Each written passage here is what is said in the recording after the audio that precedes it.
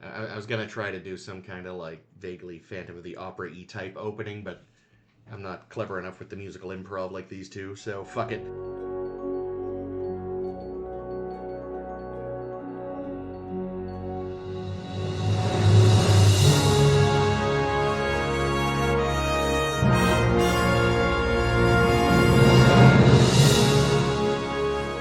Hello, and welcome to A Star to Steer Her By. I'm Chris, and joining me today are... Ames. Caitlin. And Jake. This week for episode 345, Boo. we will be looking at Exile and the Shipment. First up in the Exile, the writers sat down and apparently binged every version of Beauty and the Beast and a couple of Phantoms of the Opera, because a creepy psychic cacodemon reaches out to Hoshi to be like, I can hear your special brain. Come to my planet and I can give you information on the Xindi. And Archer's like, this is weird. And she's like, I mean, it's worth a punt. You've gone based on stupider things. He goes, okay. So they go and he's like, I'm a crazy psychic. And if I touch things, I can psychic them. But I want Hoshi to stay with me. And for like the first time, I think, whole series, Archer's like, no, that seems sketch and bad. And Hoshi has to go, I insist, Captain. And he's like, okay. And it's like, wow, what rare win for Archer. Fucking disagree, but we'll get to it. Well, Fuck I mean, Archer. Not the fact that he let her, but the fact that he at first was like, this is bad. Like, that moment, again, he then immediately fucks up. Yeah, but then he almost orders her to stay, remember? So yeah, she stays with this creepy guy who knows shitloads about her because he's been reading her mind for ages. And he's all like, hey, come chill with me in my weird castle. Castle was great. Creepy. Please don't go into the West Wing, because that's where the graves of all my dead wives are. Wow, Bluebeard. Calm down. And yeah, so, he's a very long-lived fellow. He lives alone in isolation because super psychics, like, are born one in a whatever in his species. They're super rare, and his species are understandably freaked out by super psychics, so they're forced to just live on their own, and they're apparently incredibly long-lived. He's already like 400 or something. He has had and lost many, many companions who he has likely tricked into staying with him. You're just describing Doctor Who. He at least takes them places. But yes. Does he cook for them, though? This guy cooks for He made Hoshi. nice pizza. He brings them into dangerous situations and occasionally leaves them in alternate universes. I prefer this guy. Yeah. Well, that's okay then, or whatever the fuck. God, of course, trying to remember if any of the doctors have ever cooked. No, they have not. I don't think they have. What else? Tom Baker liked a jelly baby. Yeah. So... David Tennant liked tea. True. Meanwhile, the Enterprise... Fuck, what if they do something during... Is this the Sphere one? Yeah, it is. Yes, Yeah. it is. So T'Pol has worked out that there's like... almost an alignment between the weird fields given off by that sphere they encountered a while back, but maybe if there's another one that would help them, it would create anomalies kind of where they're expecting. So they go, they find it, there's some fake tension when a shuttle pod starts to float away. That ends with T'Pol realizing, oh wait, there's probably something like 50 of these fucking things. And Archer's like, did someone purposely create the Expanse? Meanwhile, back on Phantom of the Beauty Castle. in the Beast Castle world, Archer is there and he's like, hey, Hosh, so he gave us the info, but you need to stay Hey, here. Hosh. So stay here and we'll be back, we promise. No, I'm not winking. And she's like, you're Tarquin, which I didn't mention earlier is the name of the creepy guy. And he's like, I'm using my mind powers to keep your ship broken in air and they'll die. And she's like, fucking fuck you, dude. And he's like, fine, leave. But I'm not giving you information. Then, like, a day later, like, never mind, change my mind, here's information. And they are given coordinates to a thing. Ooh, thing. Ooh, we'll have to check out where the coordinates lead, but first, this episode. Directed by Roxanne Dawson, by the way. Yes. That's, hold on. Yeah. Torbjorn from Torbjorn. Overwatch. Yeah, she's got a lot of range. So much. That'd be amazing, actually. Yeah. Not the best Phantom of the Opera I ever saw, but not the worst. Yeah, no, it is very much like, again, Phantom of the Opera and Beauty and the Beast. It's just like... Well, and especially at the end, like, it goes very, like, the book, where... Because in the Phantom of the Opera, the book, he's like, if you don't marry me, I'm gonna blow up the opera house and kill everybody. Oh, Jesus. Yep. And this is sort That's of... so romantic. It is, yeah. I'm like, ugh, why doesn't anyone love me like that? I mean, I'll murder Jake or whatever if you don't comply with my demands. Was that? Don't kill Jake. Jake will overpower you, Chris. Oh, I mean, obviously. Didn't say I was going to take him one-on-one. I'm going to do something subversive and sneaky. you Like, Please don't hurt Jake. Yeah. All right, I'll kill this Murph. No, Oh my god, not Murph! This Murph. You What's the monster. word? Plush. I couldn't hurt Plush Murph. Yeah, he's a plush. And I don't Those are in Murph. limited supply. I fucking love Plush Murph. I never... Plush Murph? Perf? Words. Pershmer, Fersh. But yeah, as a recreation of the Phantom of the Opera, it's not awful. I give it 6 out of 10. Yeah, I found Tarquin interesting enough in terms of his portrayal as someone who just lives in a really fucking awesome castle planet. That's the thing. That I felt had wicked TOS vibes. Oh yeah, Like- little choir of Gothos. Gothos, yeah, I was Yeah. just gonna say. But even just like even the cage where they went down to this planet that just had a castle. I mean, for all we know, Tarquin is The Squire of Gothos. Gothos. Trelane. Like his parents who left him on that planet, like, you know, maybe they're the parents that show up and yell at him. Yeah, in 100 years when he's done the same thing with Kirk. Yeah. Just stay with me, I'm so lonely. Yeah, it does have a lot of. He's even got little like tools like his little little egg. enhancer egg. I forgot to mention that he needs an egg to reach Yeah, out he as has far an as he does egg, with his powers. Trelane has a mirror. Yeah, The Beast from Beauty and the Beast has a mirror. yeah. Mhm. And then, but even again, sort of the TOS vibes at the end, the like godlike being shutting down the ship from the planet's surface. Yeah, I didn't realize his powers were able to do that. I thought he could just read Hoshi's mind, which is a little strange considering Hoshi's mind is supposed to be like some kind of prodigal mind, instead of T'Pol, who actually has telepathic Vulcan powers. Yeah, but he knew she was too smart. You know, part of the Phantom of the Opera is picking the stupid girl who will believe that you're an angel your Well, dad yeah, sent. and also you know? like for all we know, for all we know, he could read everybody's mind and do all I like kinds of crazy this. shit. But Hoshi seems the most easy to manipulate. Well, easy to manipulate. Maybe I don't know. Maybe he's Well, and if she's more actually attracted to her. I don't know. well, and if she's actually like as secretly lonely as he suggests she is, you feel like she would be more open and sympathetic to a really lonely dude in a cool castle. Yeah, I never really got from the show that Hoshi was as lonely as they're saying she Or is. that Mayweather was a big prankster. But here we are. She's lonely. He's a prankster. You'd think together they could find love. Yeah, my favorite thing was she figures out that it's not actually Archer, it's a hallucinogenic projection that Tarquin is doing at the end. Because he's like, oh, you wouldn't miss Travis. And she's like, of course I wouldn't miss Travis. Wait a minute. Who's Travis? I thought that's what it was going to be. It's like, you never call him Travis. He's Mayweather. Yeah, Actually, not. no, I think "Oh, he does was call just him Travis. I was just thinking of Travis. Yeah, Wait that's- a minute. Hold on. No one's friends with Travis. I was just thinking, what was that guy's name? All right, Hey. That's how he slips up. She's like, yeah, I guess I want to say goodbye to my friends. Like, his name's Travis. Jesus Christ, Hoshi. I mean, fuck. Or she's not even thinking that at all. It's like, you know, you'll see Garfield again soon. What? I was just thinking of the Sunday Funnies. What the fuck? I think it would have been very funny if the line had been, how did you know I was trying to remember Travis's name? And his classic japes. So was the whole writing staff and audience. That guy, what's his name again? Dominic Keating. Yeah, that was one other thing that I did like, and maybe this is a little bit, good job, Roxanne.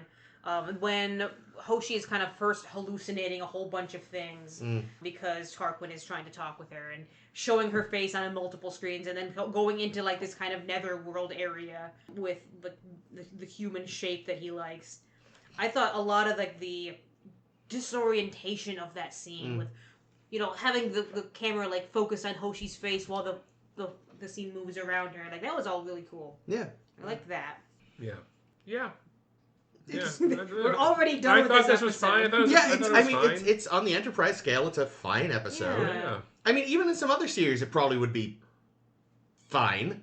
Again, it would be nice if maybe this stuff about Hoshi had been sort of shown at all Ever, in the last yeah, couple of true. years, and not just info dumped to us by the Kako demon. But like you said, like we almost never see much of Hoshi. Yeah, that's Like, the problem. we only see Mayweather less than we see Hoshi. What are you calling him? A Kako demon? Yeah, it's a One of the enemies. doom monster. It's the one with like The big red head. Yeah. The big red floating head that shoots fireballs. and has like eyes on little spikes and stuff. And, It's cute. yeah, in one Sounds adorable. one has a cameo in Futurama. Yeah, I thought this episode was great, perfect, 10 out of 14. No, they don't have eyes on spikes. Is that the Enterprise scale? And that's how the Enterprise scale works? That is not what it No, looks I'm just, like. I want to be more positive, so I'm going to give every episode a 10 rating going forward. Okay. So they're all But the 10s. scale is going to change. You know what it is? It's like how warp was different in TOS. Mm-hmm.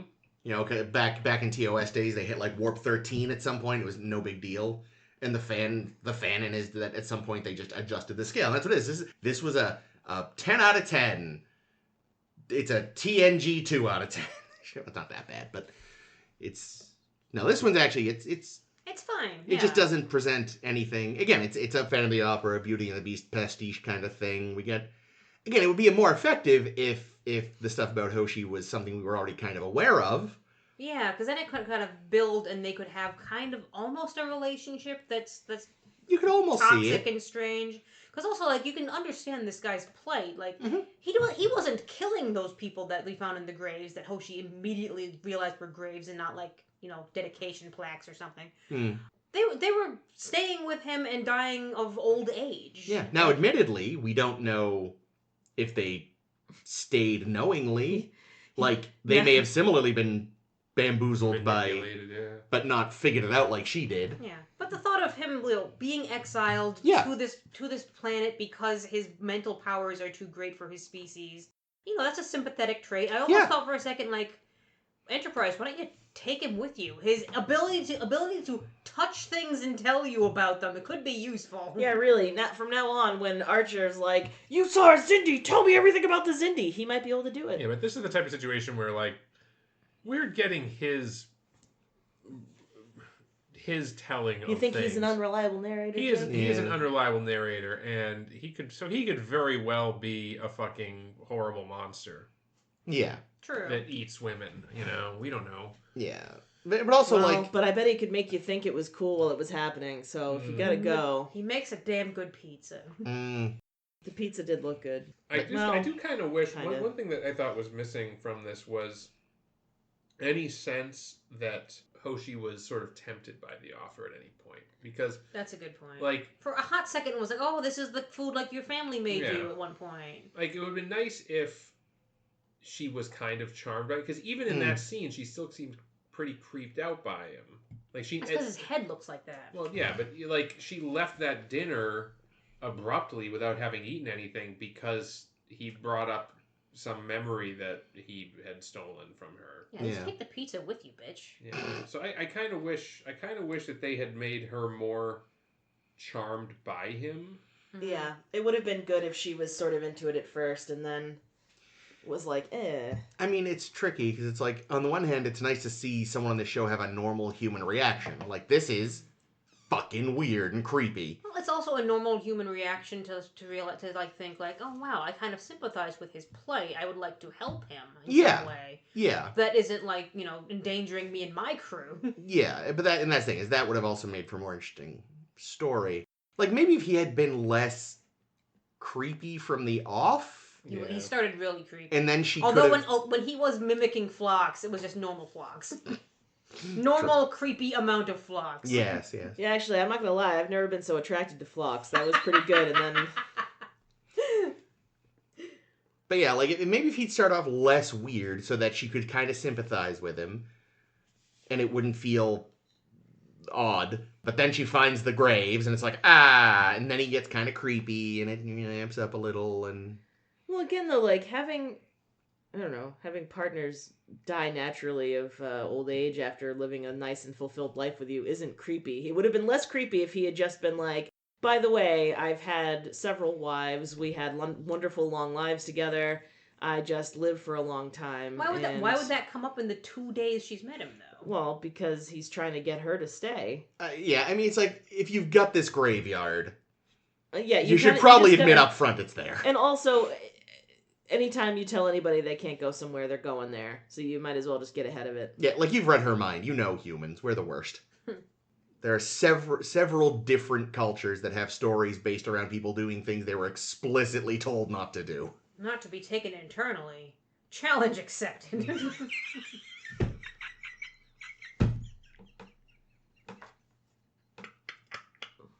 That's how I ate a whole tube of Neosporin. Do not eat. I don't fucking think so. Oh, God. Yeah, allegedly my little miniatures that I've been making are not edible, but to that I say, I don't think so. Yeah, I would have been interested in learning a little more about, like, you know, like, I like the idea that led to him. It's like, you know, my people are freaked out by my powers, so they exile me. But I live a crazy long time, and that's like a twofer, you know? Do they all live a long time, his people, or just him? I don't know. I assume the whole species, but who knows? He's the only one we've met, so it could just be people with these weird abilities. Or maybe he's been, you know... Yeah, I was wondering if that was made explicit. He pulls a what's-it from Man of the People. Sucks the life out of the companions over time. Asshole. Yeah.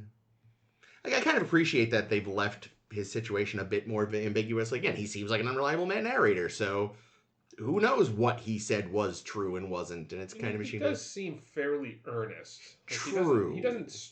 I don't think they were trying to give us the idea that he's being dishonest, but Yeah, he's the just... info that he does give us does seem, like, valid. Yeah.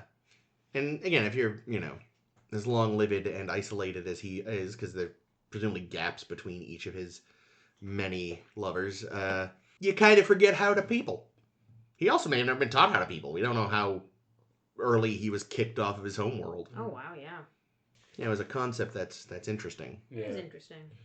Tell you, this dude's definitely chucking out his copy of the game, though. That whole negging thing wasn't working. Oh god, the beginning of the episode, like, freaking Archer and Phlox are also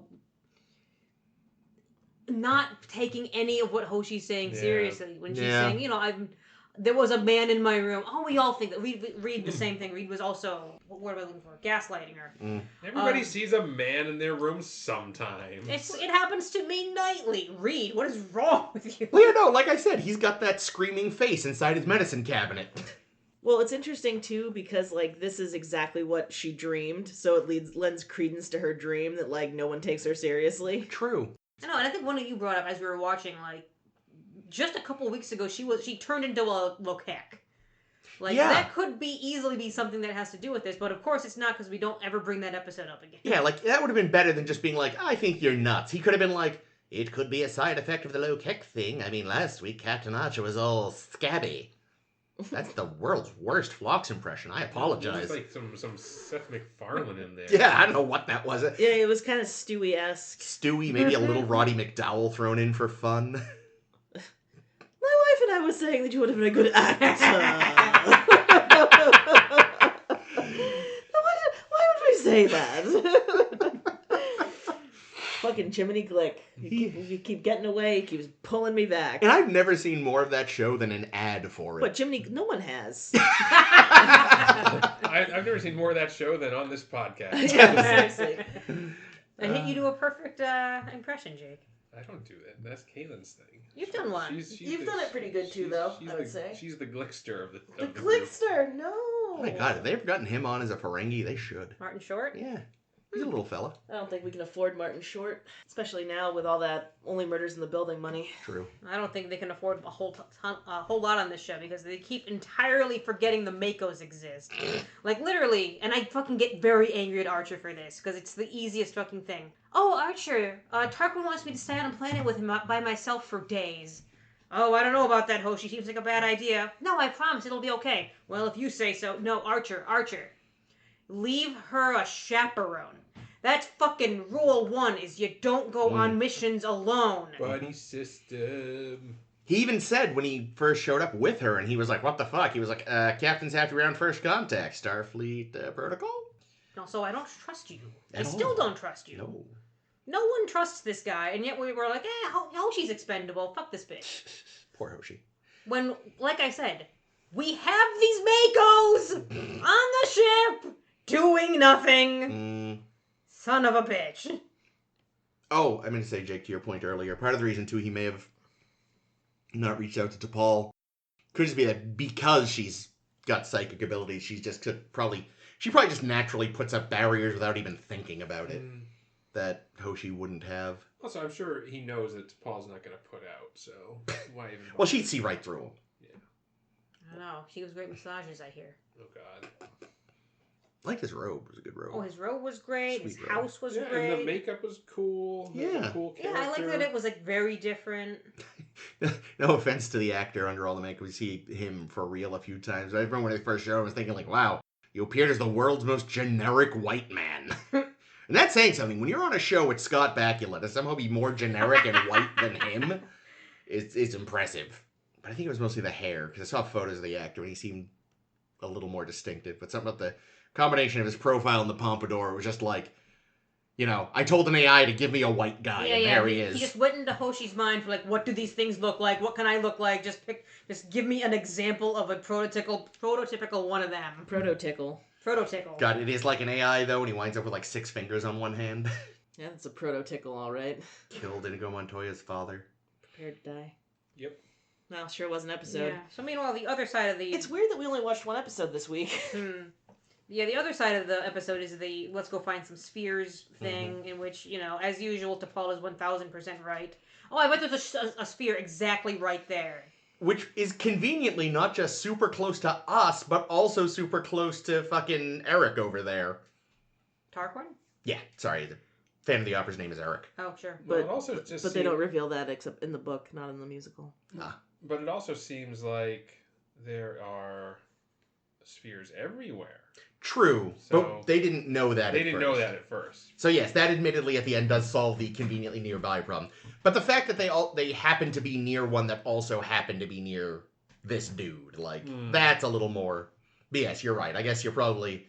What does it say? You're never more than however many feet away from a rat in a city. You're never more than, like, 5 light years from a sphere in the expanse. Yes. Yeah, so these spheres could be interesting. Like, I find their existence compelling in terms of if they want to do something with it in the future. There's like a mystery component. It's- Yeah, exactly. I like the reveal when T'Pol like shows us in a really great like little graphic. Well, Captain, we found this one sphere here. He says, "Oh, could there be a third?" She's like, "Wait for it, bitch. I got a PowerPoint of this to show you." Nice try, fuckface. Please save questions to the end. But yeah, honestly, like, that is more interesting than the plot of the season. I mean, I presume they're going to dovetail. Again, I'm not just trying to foreshadow. I honestly don't remember how important they end up being. But maybe that just should have been it from the beginning. Yeah. Maybe it was just no 9/11 bullshit. They're like, John, you've proven yourself to be a great captain. So in order to get and legally a nuisance. We're gonna send you off to this really dangerous area of space to prove how good of an explorer we are, and not just to get you killed. And they're just going here for the sake of going there, which, you know, hey, Star Trek, you know, we're explorers. So it's like, okay, this area, it's weird, it's all strange and full of shenanigans, and the Vulcans are afraid of it. You're gonna go there and just look into it, and that could have been the plot. Like, these weird spheres, what's going on? I mean, the amount of advancement to make these things must be mind-bending. Yeah, and then you get a like weird anomaly of the week, which is fine for Star Trek. Yeah, and you don't have to have John running around. Well, he can still run around and shout at everyone, but it can be for different reasons every week instead of just ending. Yeah, because I think one element which would have potentially been cool is if this is a region of space where the Vulcans are afraid to go or can't go in space. You know, humanity, Earth has seemed to have always been playing second fiddle to the Vulcans. Like, it's like, all right, we discovered warp 5 engine, and Vulcans are like, nice one, we Earth. We could tractor you at warp 5. You know, so humanity isn't making any real advancements of their own. They're just kind of just doing what the Vulcans did a few hundred years ago. So it'd be interesting if there was bits where, like, the Enterprise goes into this place where the Vulcans literally can't go, and then suddenly they're making interesting discoveries. Which would just be another decent reason to explain why humanity, despite being really quite late to the game as compared to other species, is so important in the space of 100 years. Yeah, like maybe they make first contact with some species that whatever this guy was. The Vulcan, like the Vulcans, like powerful allies that the Vulcans haven't dealt with before. And they could have maybe kind of tried to put a little bit of kibosh on the whole like rivalry with Vulcans thing, which they de-emphasize anyway as time has gone on. But it's like, if they're going because the Vulcans went and said like, look, there's areas space we can't go to for some reason. Maybe you want to try. And it's like, you're trusting us with a thing? And it's like, so all off your ass for a season. Or what if they had been sent in there to rescue one of the stricken Vulcan ships originally? Mm-hmm. Yeah. And then they decide, and then when they discover that, no, they're all dead already, they just... Yeah, but maybe that's when they start to stumble across whatever mystery and decide to look into it. Like, and then again, you lose this. What if the original mission had been, so Vol comes hat in hand to Starfleet. It's like, listen, Vulcan ship went into the Expanse. We've lost contact with them. No Vulcan ship has ever come out. We want you to go get them. And they could even still have the footage of the other ship that went looking for him, and everyone went screamy crazy. Mm-hmm. Like, so we tried to get him on our own, and this happened. Please save questions for the end. And, we'd like you to try. Yeah. Yeah. That could be very interesting. And then you get Jeffrey Combs on I was about to say that. Shran's like, I gotta be there for some crazy dead Vulcans. I want to witness that embarrassment, Pigskin. Right, and then we don't need the Makos, which I complain about every week of us not using the Makos enough. Yeah, no, this again, like last week, we are writing a better Enterprise. I am still interested in the Xindi Council and how much they hate each other and stuff. As we'll see in the next episode we're going to talk about. Like, the Xindi themselves have some threads that could be fun. But yeah, the whole... It's just so American patriotism shit. Yeah, exactly. Like, we're going here to save America. Like... No matter the stakes. No matter the costs. Yeah, there could have been a way to incorporate this. Because the Xindi, again, I do enjoy their weird, loathing... but reluctant allyship thing, alliance thing. It's so they are fun. I wouldn't want to lose them necessarily. It's just the reason we're meeting them is annoying and bad.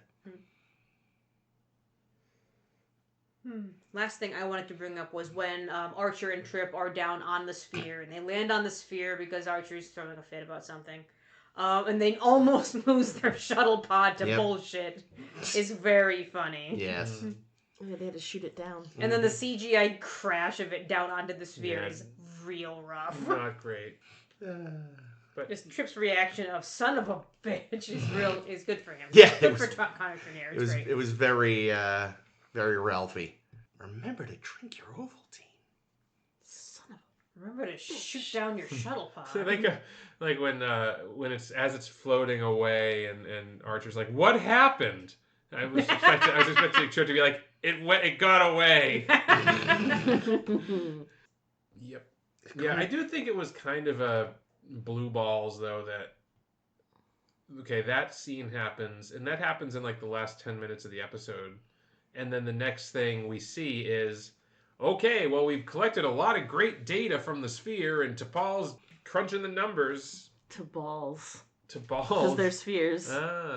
But we don't actually get any scenes of them working on the sphere. Yeah, they just, like, instead of something interesting about the sphere, we just watched their shuttle pod float. Yeah. Didn't have to have that. Could have just had them go in the sphere, maybe. Yeah, and I didn't dislike the shuttle pod gag, but it also seems like... It could have been better spent on something more interesting. Or if they had gotten there earlier in the episode and could have spent more time on the sphere. Yeah, maybe they're trying to save sphere revelations for later. Maybe.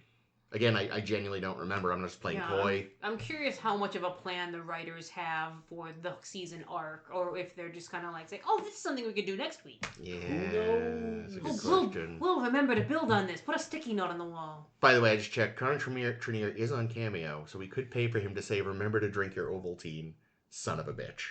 Why? Just I don't need that. Connor Trinneer. Who's that? Oh, I'm not saying it's which for one's me. Connor Trinneer? Is that Trip? Trip.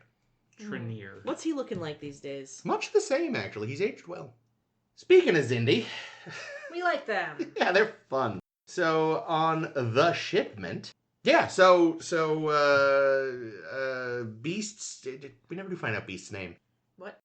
Well, because I called him Eric earlier. I was going to call him the Beast's name, but I don't think they ever say the Beast's name in Beauty and the Adam. Beast. Adam. No, I meant... Oh, in the Beast. He's Prince Adam. Is he? He's not named in the film, but that is his name. Okay, yeah. So Adam, now to ruin my own joke, his coordinates turn up trumps, and we have found a Xindi colony where they make... Fuck, not Ketracel. What was it called? Chemosite. The chemosite. Thank you. Chemosite. They make chemosite, and they beam down. They get a sample and confirm, like, yeah, there's definitely like chemosite. This specific kind of chemosite was in the Xindi Doomsday weapon. And Archer goes full Hulk mode, and he's like, I'm gonna capture one of these guys and be a jerk, and he does. In a shock to all of us from last week, these Xindi Arboreal are apparently sloths, and he captures one of the sloth men. Oh, they're so slow. They are. And he's all like, tell me everything you know. And he's like, nothing. I sell to so many people. And he's like, rah, rah, rah. He's like, no, but really, though. And then more Xindi show up, one of the reptilians, and the Degra, who's the, like, weapon guy we've seen a couple times now. And, basically, Archer kind of wins over the what is the guy's name? Greylick Dur. Greylick Dur. Greylick agrees to like kind of fuck with the chemosite a little. Plus, Archer sneaks in and puts in a tracking device, and Greylick's like, "So what is this being used for?" And the weapon maker's like, "Oh, there's a threat from aliens." And Greylick's like, "I really hope you aren't lying to me, John." And John's like, "No, we're not crazy warmongers who are going to murder people." Yeah, because like the rest of the Xindi just said, you're the ones to be afraid of. Yeah. Oh god, oh dear, what have I done? And we get a lot of shit. somewhat, we get some Xindi lore, which is probably the most interesting part of the episode. Data lore. Data lore. Again, lore. He should have been behind it all. Yeah, I don't know. That's what it was. It seemed to. I don't know. I was saying to Jake at one point when we were watching it, it kind of just kept going. This episode, it felt longer than a usual one. It felt pretty long because there's. I think it's because not a ton happens. Yeah. And it's just kind of. It's setting up more stuff for the season, which I understand. It's fine. I liked Greylick Dur a lot. Yeah, he's great. I love whenever he like gets all high and mighty. He's like, I don't have to tell you shit. This is my job. Well, also, like, you're gonna ruin my life. It teaches Archer a lesson in that not every Xindi is part of the Xindi plot to kill all humans. Yeah, Greylick says, like, specifically at the end, I hope this has taught you that not all Xindi are your enemy. And I'm really curious, as we go forward, let's keep an eye on Archer. Doubt it. And how much he remembers this. Oh, he's not going to remember because he's not going to remember this. No, he's the worst. He'll be one of those people who, like, voted for Brexit because they were sick of all the damn foreigners, but then they look at their friend and they're like, oh, but not you. Not you, everybody else. Yeah, Greylick's just one of the good ones. Exactly. Although, again, in the same breath, in the same episode at one point, when Reed and the Mako were like, let's just blow this place up already, he's like, we're here to stop a war, and remember, they're being manipulated. It's like, oh, you do remember, John, you fucking idiot. When a writer remembers. Yeah, Jesus Christ. Well, also, I started to speak and I totally forgot what I was going to say. Yeah, this series inspires that, I'd say. Oh, shit. Jeez, what the fuck was That's I what gonna happens say? whenever a writer is in the middle of writing something for the episode. Yeah. Oh, wait. No, it's gone. And it happens mostly right when they were going to give Mayweather a line. Yeah. No. Oh, poor Mayweather. Yeah, why wasn't he piloting that ship to the sphere last episode? I mean, look, this is the episode. Archer's a better pilot. This is the episode where at one point they showed the bridge and it wasn't even Mayweather at the helm. Oh, poor Anthony Montgomery. He was there later to get a line. His one every 3 episodes line, contractually You obligated. can't expect him to be working all the time. No, but it is during a crisis when normally you would have the entire kind of senior staff there. Well, maybe he was ill. Mm. Oh, yeah. I don't know if you mentioned the B plot of this episode where we're... Oh, right, with the gun. I didn't. Yeah. I forgot about it already. Yes, the gun plot. Trip and Phlox are trying to reverse engineer the Xindi weapon that they got. Yeah, to make countermeasures. gun. Yeah, I fucking love Trip. Do I have permission to take apart the gun? He gave you permission 2 episodes ago. The writers forgot He that. specifically said, Trip, take apart this gun and figure out how it works. And apparently you did nothing for weeks. Good job, Trip.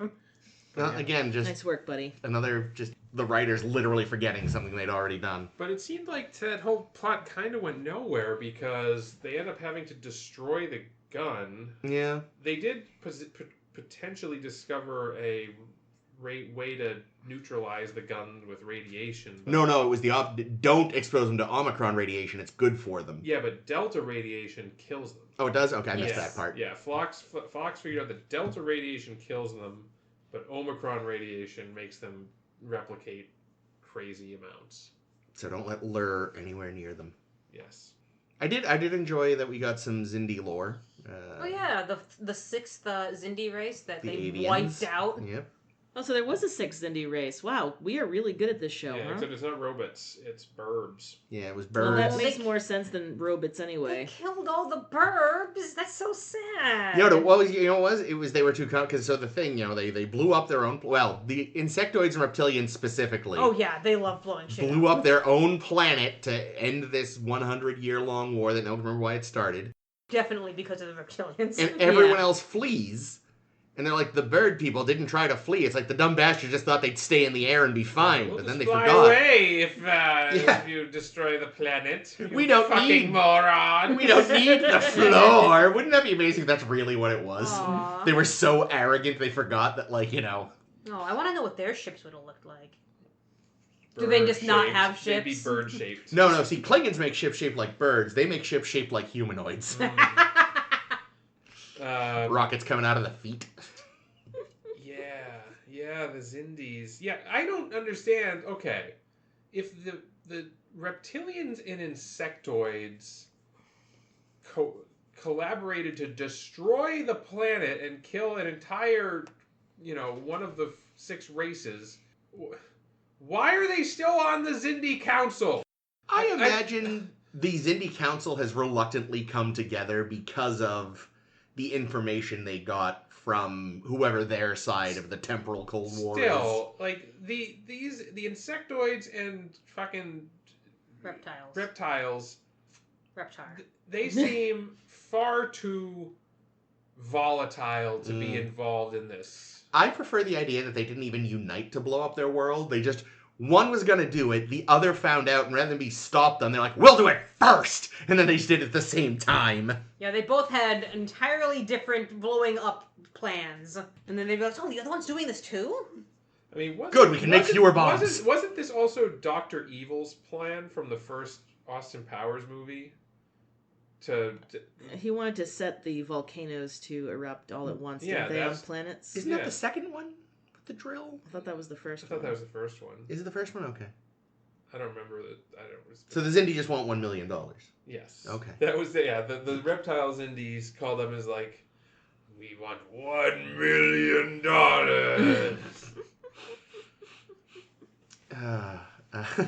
Yeah, the second one was the moon base. Okay, Oh, that's right. right. Moon Unit Yeah. Alpha and Zappa or whatever. Just a little prick. Speaking of a moon, we learned the Xindi now have a new device to test, and they decide to test it on God, that's right. Yes. It's like, you guys do not plan fucking at all. So you realize, why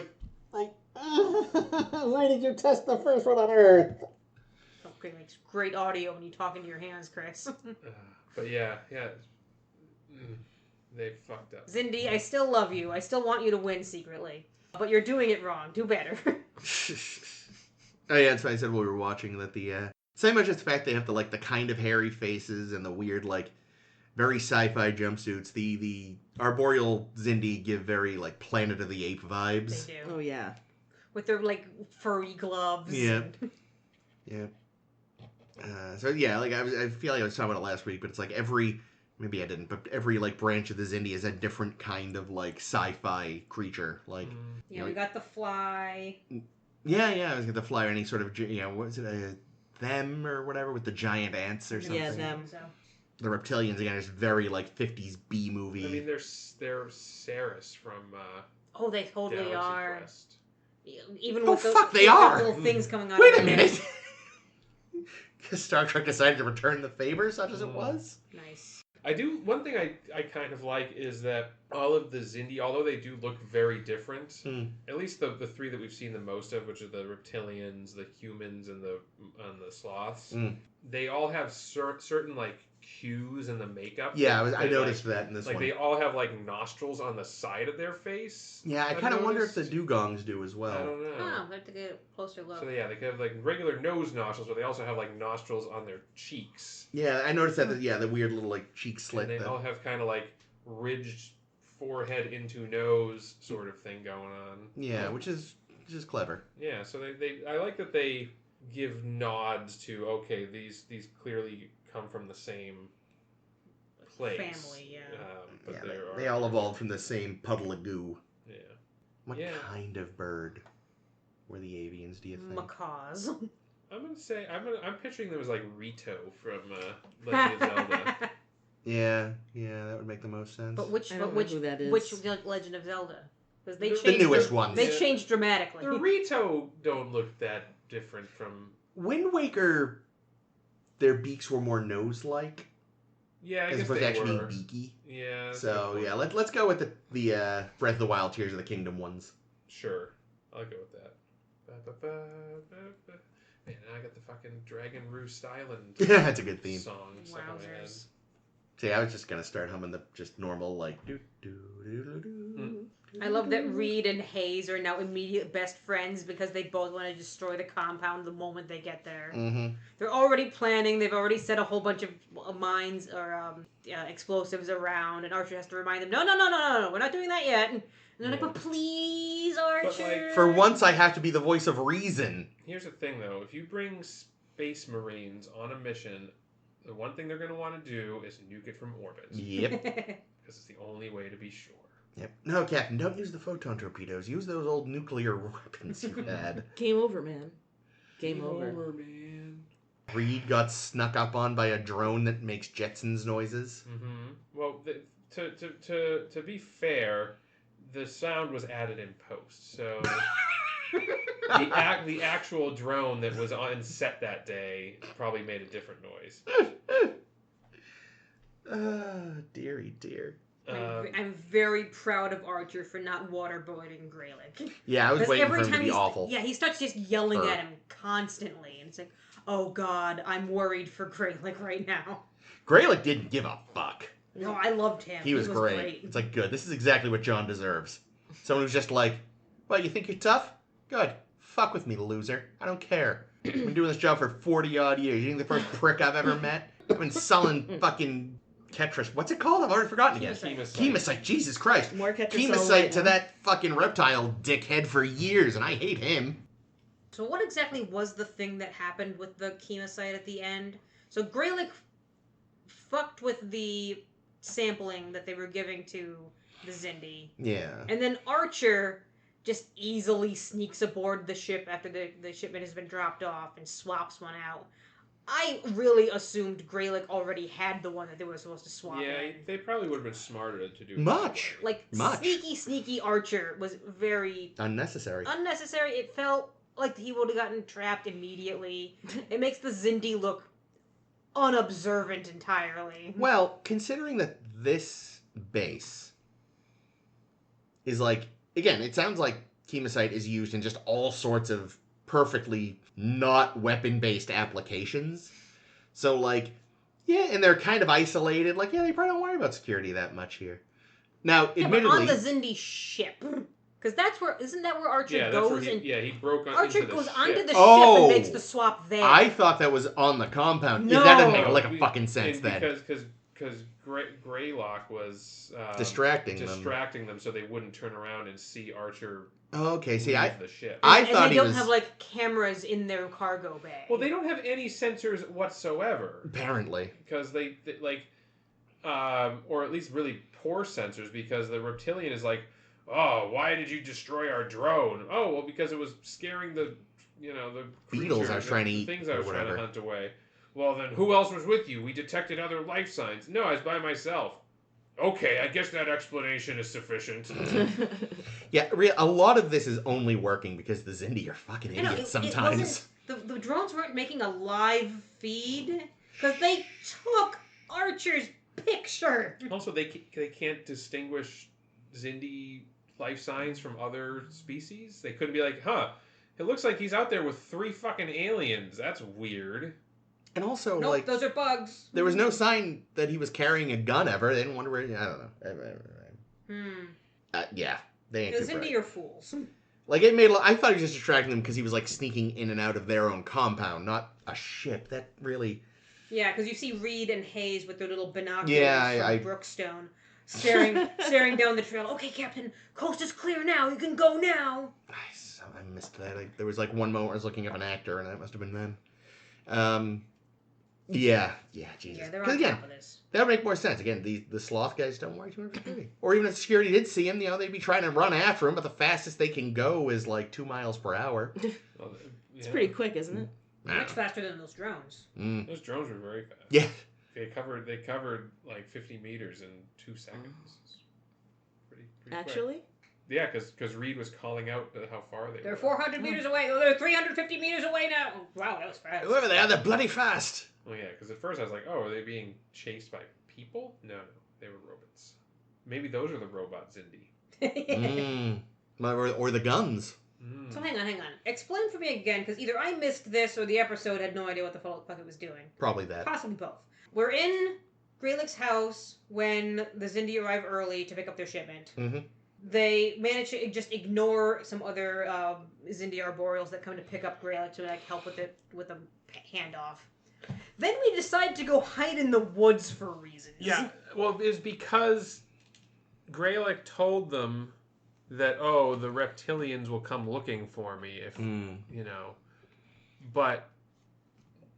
And Archer did not yet trust Greylick enough to say, okay, go tell him that, go deal with this part. Well, yeah, he offered... And we'll come back in 5 Greylick minutes. offered to go talk to them and mislead them, but... But instead Archer kidnapped him.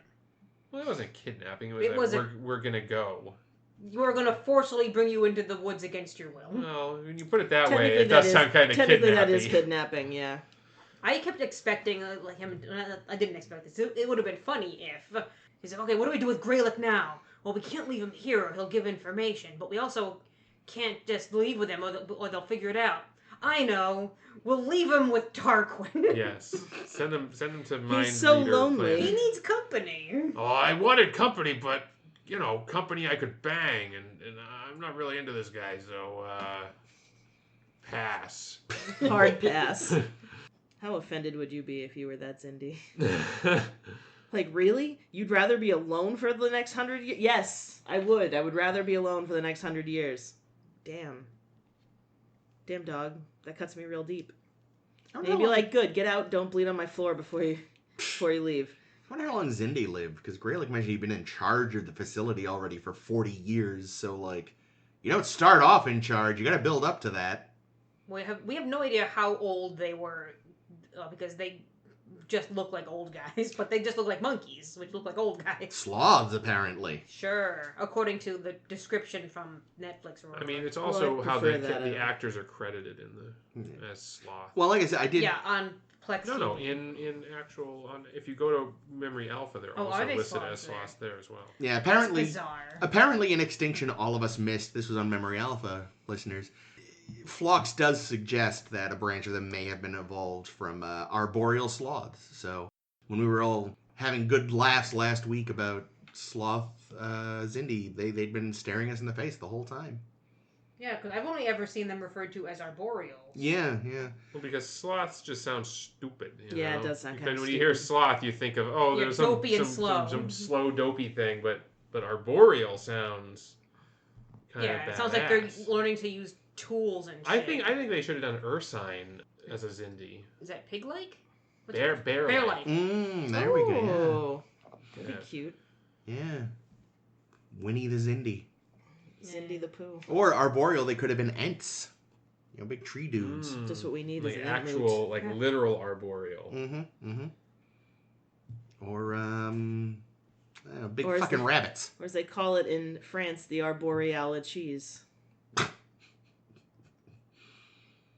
And if they have northern lights, they'd be arborealis. Yeah, I love that. I did really like all of Greylick's furniture. His chairs looked really cool. Yeah, they were fun. They looked like they were carved out of shit. Mm-hmm. Like, I liked that a lot. It had that kind of like, you just live a rural, like, rustic lifestyle in some trees. Like people from New Hampshire. in sloths. Yeah, meanwhile, in the B plot, they get this weapon, they dissect it, they eat the bugs out of it, clearly. And then Trip and Phlox utterly refuse to listen to wisdom from T'Pol, as they always fucking do. I'm like, no. We're just gonna plan it. We're just gonna fire it here in the middle of engineering or wherever. No, it was the armory where That's there terrible. are missiles and shit. Trip, god damn it, you should know better than this. Like, at least go to like a mostly empty cargo bay. Go to some moon. And they're Well, like, yes. no, we have no time. Why not? You have lots of fucking time. Like, you're literally orbiting a moon. What were you doing last week when you just puttered around to find a sphere? Go somewhere, find an open space, and shoot there. Yeah, but again, even if you insist on doing it on the ship, don't do it in the room with the torpedoes. I think doing it on the ship was a fucking. Oh yeah, no, mistake to begin that's with. that. I agree. That's I'm in number full one. agreement. Get off the ship. But if you have to do it on the ship for some moron reason, use Daniel's quarters. They're empty. No. If you have to do it on the ship for some moron reason, don't. Actually, Don't Trip. Bad. they must have finally like cleared out and reassigned Daniel's quarters, right? I have no idea. They have to have. 'Cause they All did a of the whole... Makos are staying in there now. They're all in that locker. Yeah, because they... it has more Yeah. room. Yes. That's actually just where Trip hit a bunch of fucking like moonshine. He brought up a bunch from Pecan pie. yeah, pecan pie and moonshine just in From that the one. moon. Ah. Which Yeah, I did love the scene though when Trip is rushing to Yeah. beam the gun into space and he runs around a corner and just totally takes down some poor bastard that's just walking down the hall. That was a great fall. It's like Good some for that amazing guy. fall. Well done on that stunt performer. Also, very nice of the weapon to come with a countdown for you. Yeah, Yes. seriously. Oh, it looks like it's doing some kind of countdown, Captain. And he's still like you've worked out it's a countdown, but you still have to wait for T'Pol to scan it to realize maybe it's gonna blow up. She scans it on No, her maybe own. she thought it was almost New Year. You know. I don't know. You know, it's just like I mean, to be fair, there is precedent in Star Trek of people seeing a countdown and not realizing that something's about to blow up. True. Get out of there! Classic. It's talking. Yeah. I think Reed needs a secret knock. Yeah. Because when the other sloths come to the door, knock, knock, knock, Greylock, you home? The Xindi are here. No, hide under the tables, it's time. And then Reed comes up, knock, knock, knock, say knock, guy. Yeah. Come on. How are we supposed to know it's you? I mean, honestly, let's be fair to Reed. He probably suggested it ages ago, and Archer probably With the called read him an alarm. asshole. Yeah. With all the different variations of Reed alarm. Do you like this version or this version? Also, we need a secret knock. Maybe, Handshake. maybe a best friend's handshake. Reed does not know how to ask to be friends. Aww. You That's know, it. If anyone on that ship is lonely, it's Reed. That's true. That should have been a Reed episode. Might have been slightly He might have weird. He might have stayed though. yeah. Like, Because Tarquin makes him a pineapple cake. make all kinds of pineapple things Aw, that he loved. cute. I think it was Hawaiian pizza, wasn't it? It looked like it, yeah. was. It was Hawaiian. Oh, but it was delicious. It was. Fuck. But she had like one bite, I know. and then she threw out all the rest of the food, including that fancy dessert that he made. That for looked her. like a jellyfish. Well, yeah, but he. The thing is, he's like, I think you'll like it. He knows Yeah. she'll like No, it. I- because he knows her fucking brain. Yeah, no, So I know. I mean, trust him. I agree. Well, I don't know about trusting. Well, trust him to give you tasty food. at yes, least. yes. I wouldn't trust him with anything else. No. Because we don't know what he does with that egg when other people aren't around. That's true. It could be the Gwyneth that Paltrow egg. Mm-hmm. Mhm. Yeah, exactly. It was pretty big though. We don't know what his species toughness is like. That's true. That's a good point. Also, he's maybe been training it over the years. Yeah, Maybe he's he had has a a lot of pouch. time. He's had a lot of time. That's true, right? So we hear about like alien species like the Vulcans that live far longer than Mhm. humans. But humans start to look older as a result of gravity, right? Like gravity starts pulling on, like stretching your skin, so like you get wrinkles and stuff. So would Vulcans, like, why would Vulcans look young for longer? Like, why does Tuvok look like he's in his 30s when he's Is it? in his I don't think it's hundreds. only gravity. Yeah, I think there's also some level of like Decay. Yeah, Well, cell gravity, elasticity is gravity and lost. sun exposure. We know that A lot of sun on Vulcan has a Vulcan. lot of sun. So I don't know. I think that Vulcans have been lying about they're using like Vulcan years for their age, but like there's the Vulcan star system is such that like 1 year on Vulcan is 10 years on Earth or something. what are they, Klingon kids? Yes. So yeah, they're just counting differently. They're not actually older than us. Except that we see Sarek in 2 different Yeah. series. Yeah. And Spock. Could be. They could have been in suspended animation for a while. Yeah, Vulcans. They're funny. They're like cat people. No, it's the Cajuns. Well, Vulcans act more cat-like, I think. How so? Can't They're trust 'em. aloof. They're aloof. Cats Occasional Cats emotional love outbursts. showing emotion, though. Psychic control. Pointed ears. Pointy ears. That's the real. Scratchy tongue. Yep. Extra eyelid. True. Cajuns are in fact a Vulcanoid species. There we go. Weird. I have no segue. Let's move on. The opposite of pointy ears are giant round ones. Like the Ferengi. They're Ferengor. neat. We did where did I it. put it? Oh, there it is. Like our good buddy, Mr. Quark. Oh, I love him. He's the best. You're a mean one, Mr. Quark. Doodly-doo. No, You're he's an amazingly piece friendly of one. shit. Sometimes overly friendly. You are such a scumbag. I really wish you die, Mr. Quark. No, disagree. I love Quark.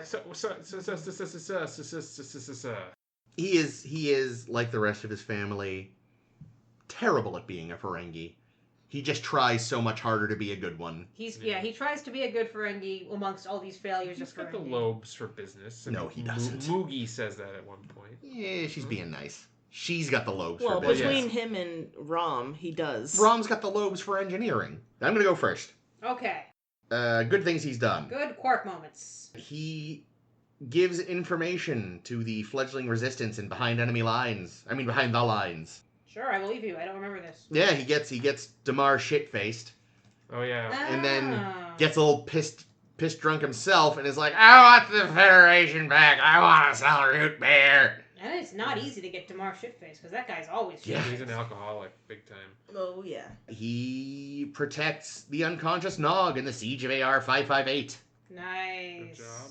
And he prevents Klingon shenanigans with the power of accountancy in the House of Quark. All right. Good. All right. I'm going to have, I know it's his mom and he kind of had to, but organizing the group to go and rescue Moogie in the Magnificent Ferengi. I was What a hoping someone great would mention episode. that one. Of course, it's Jake that mentions that one because that's his favorite. It's not my favorite, Oh, it's but I do such like a it. fun episode. But I thought I'm gonna avoid stereotyping myself and hope someone else says that one. And again, like going back to what we were saying about Quark not being a good Ferengi, At all. but being sometimes a good man. Yes. His coming around in his acceptance of Pell. Yeah, I love them together so much. Because at first, as any Ferengi would be, he was like, no, take your clothes off immediately, woman. But then he stands up for her. Then he stands up for her and like puts himself and like gives up all of his gamma or delta quadrant. That's right. Gamma quadrant. You're mixing up my quadrants. All of his gamma quadrant profits. Forgot about that and part. he gives to her bribe some the Latin to go Nagus. start a new life. Yeah, so Keep good. safe. Keep safe, pal. I also had Grilka on my list, but I didn't specify, so I'm gonna say it's gonna be looking for Parmak in all the wrong places. I like that one too. That works. Just so we have a little variety. More Grilka. How about you, Caitlin? You got some good Quark moments? I was also going to bring up Grilka, though I guess him saving the house through accountancy is actually the better moment. Yeah, that's pretty badass. He's just sitting there going through his spreadsheet while the Klingons look so Yeah, confused. I also love the moment of he's got the batleth out, throws it down. You won't kill me in cold blood, and I forget the guy's name, but he's like, I fucking will. And they're like, wait a minute. Probably a Dur-us. Now, the Duras aren't smart enough to do accountancy like that guy did. No, I know. I'm just, Branch family. I don't know. Come back to me. Okay, I I'm have struggling.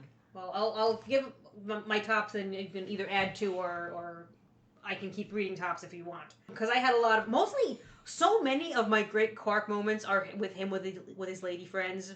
Because the people that he actually likes make very good Quark scenes. So I had a lot of Gwilka scenes. I had the Pell scene. But the other lady moment that I really liked, even though she was not a great actress, but I loved Quark in the scene with Natima Lang and Prophet and Loss when when they profess their love for each other, and he's like, "No, I have to save you from the Cardassians who will kill you." And he acted his fucking ass off in that episode because she was not pulling her weight. Oh, the Cardassian woman? Yes. Yes, I was thinking of that earlier too, and I was trying to remember that. Yeah.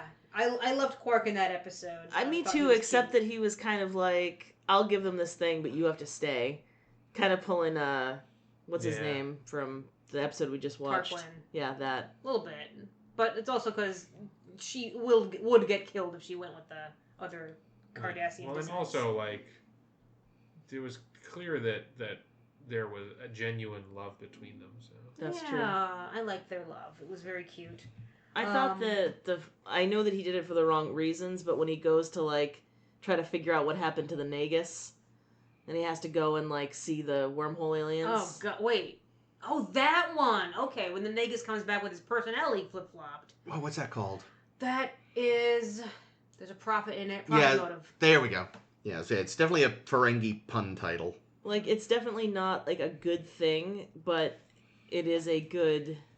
I don't know. It's a good instinct on his part to try to help the Grand Nagus. Granted, he did it because he was like, what? He's not being greedy and shitty anymore. Yeah, he was doing it to Clearly capitalize. something wrong here. But it was still pretty brave for a little Ferengi. Sure, I remember hating that episode. Oh, yeah, it's not a good episode. Did I like that episode? You loved that episode. Okay, it feels like one I liked. Yeah, because it was a goofy comedy, and I couldn't stand an instant of it. Shockingly, a goofy comedy that I could stand and thought had some really interesting Quark stuff was the brief time that he's Grand Nagus in The Nagus, and I just remember him being utterly charming and quite an asshole, which was absolutely perfect for that role. So that was cute. That's high on my list.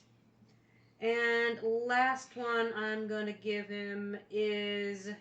Oh, when he and Zial break out Kira et al. In Sacrifice of Angels after they pretend that they have this Hasperat souffle, and they break in and Quark shoots some fucking Jem'Hadar, Cardassians? Somebody. Breen?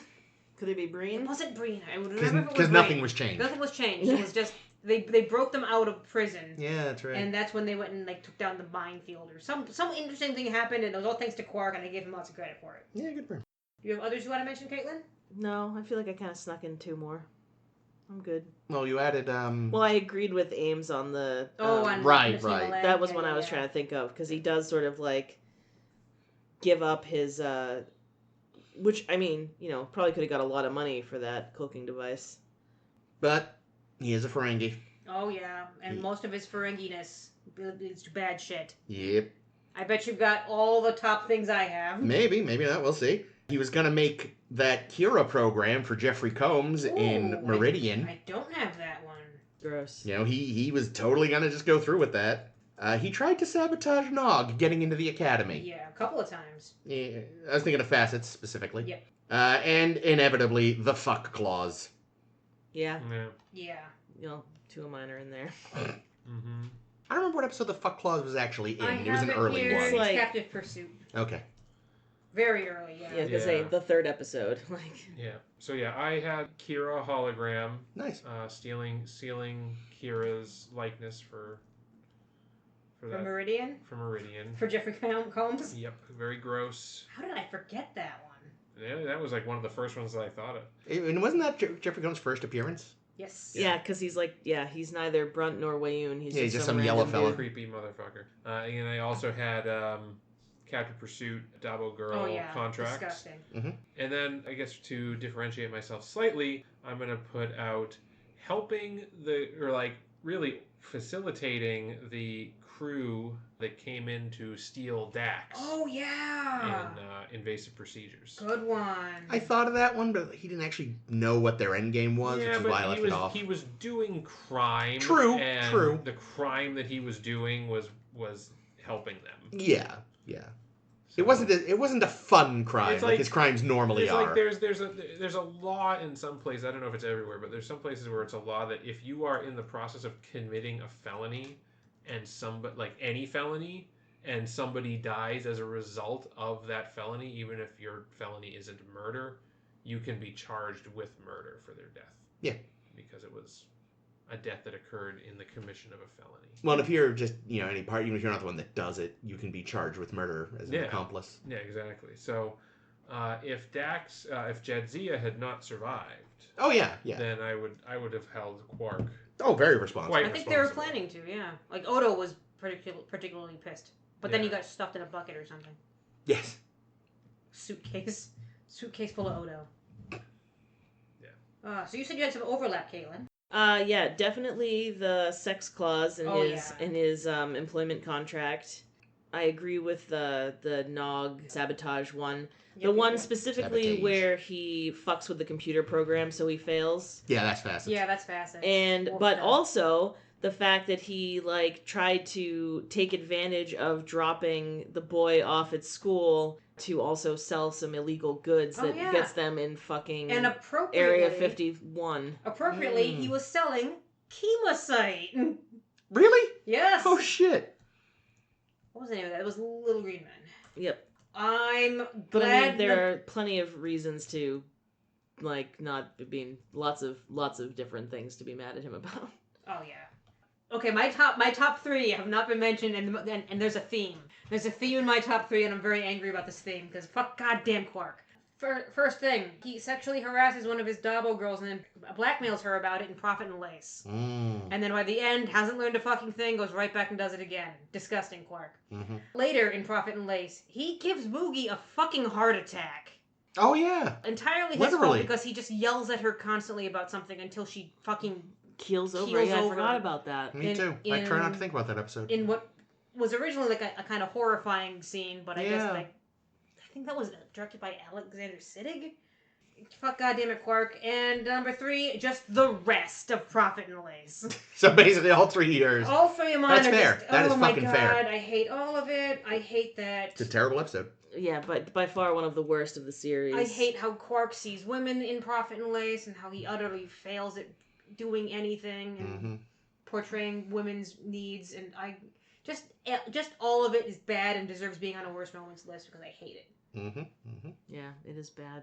Oh, there's so much stupid shit he pulls, whatever he was doing after Jadzia died, and he made it all about him somehow when Worf was the one that was mourning. He was like, I should be taking her to Stovacor. She wasted her life with you, and then tries to go after Ezri a little bit. He does, and I hate that. Yeah, it's so gross. I feel goddamn. But everybody who wanted her as Dax wants her as Ezri. Worf, Julian, Quark. Yeah. I mean, and that one, except me, I only wanted Jadzia. Ezri sucks. In his case too, he was doubly excited because this one was, the new one was closer to his height. Actually, no, he goes also into Grilk. I think he prefers taller women. He also makes the wrong choice with Pell. True. I get why he can't, why he had to, but it's still not cool. Still not cool. God, so much. I mean, there are so many times. This is both a slight against his fellow cast members and against us personally, because he unwittingly endangers the lives of 4 of his fellow castmates when he makes them play Run Along Home. Yeah. And then we have to watch it.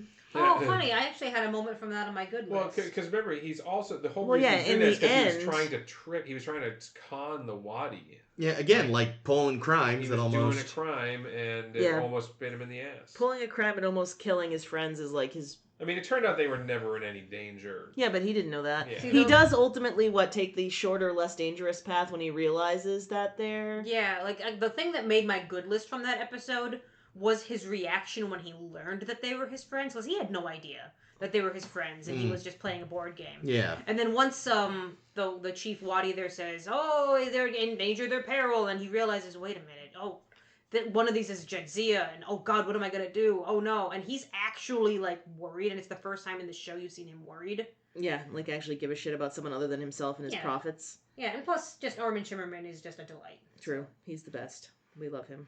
Oh, and he also gets into the arms dealing racket business as usual because god damn it, Quark. What a dick. but I love him anyway.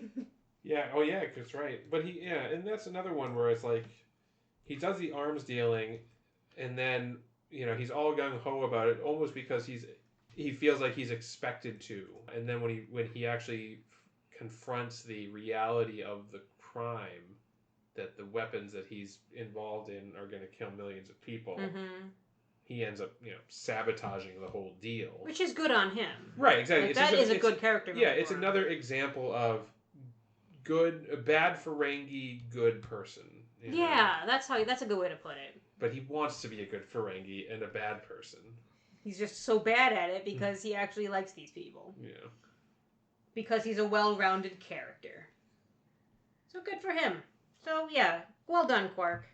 Yes. But the fucking Dabo Girl contracts. That's all. Inexcusable. That's just plain gross. Yeah. You know what else is inexcusable? Watching more Enterprise? Yep, but we're gonna do it. Oh, bad. Yeah. Bad idea, us. So bad. Oh no. So next week, we will be looking at Twilight and North Star. I remember one of those being good, and one of them Chris might like. No, interesting. Oh, this is fascinating. Probably stupid if it's the one I'm thinking of. Which one? North Star. Not North Star. Yeah, North Star. Twilight's supposed to be the good one. Yeah. Okay. Twilight is good. I don't remember Twilight. Who's our person? Rom! Oh, nice, Rom. We'll be Aw. continuing our Ferengi ride with the best worst Ferengi. No, See? that's Nog. the mother. The mother's the best worst Ferengi. No, she's just the Nog. best Ferengi. Yeah, which one is the best worst Ferengi? Nog. I'd say Nog. Or Rom. It could be Rom too, but I like Nog much better. Yeah. Because Moogie's actually a great Ferengi. That's true, but then she completely up. Anyway, we'll get to her. Are we going to meet her? No. Oh, yeah, not enough her. Too bad. Anyway. She's in 3 episodes. Yeah, I just realized. So, anywho, it depends one of them mostly incapacitated from a heart attack. Oh, North Star. Yeah. Yeah, that one. Is it one Chris is gonna like? Nope. No one's gonna like this. Oh, really? It's Shit, I bad. only know that there's cowboys, so I assumed it's Spectre of the Gun, which is fun. No, it's Damn it! Enterprise Son of a does- bitch! Yeah. It's a Western in the stupidest way. Why? Yeah. Well, look forward to that. Oh, wow. Am I keeping that in? Yeah, Great. of course you are. Okay, I was thinking I probably could leave it out, but Do what you want. we'll see. See how clean the break is. So yeah, join us for everything then. As always, follow us on Facebook and Tumblr, sshbpodcast.com. And follow us on your favorite podcasting application. Rate and review if you feel like it. God knows if Google still exists when this goes live. This has been Chris. This has been Ames. This has been Caitlin. This is always Jake. And Rules of Acquisition 34 and 35. War is good for business. Peace is good for business. Oh, I was gonna say, come to Quark's. Quark's is fun. Come right now. Don't walk, run. That's better. I'll keep it all in. Yay.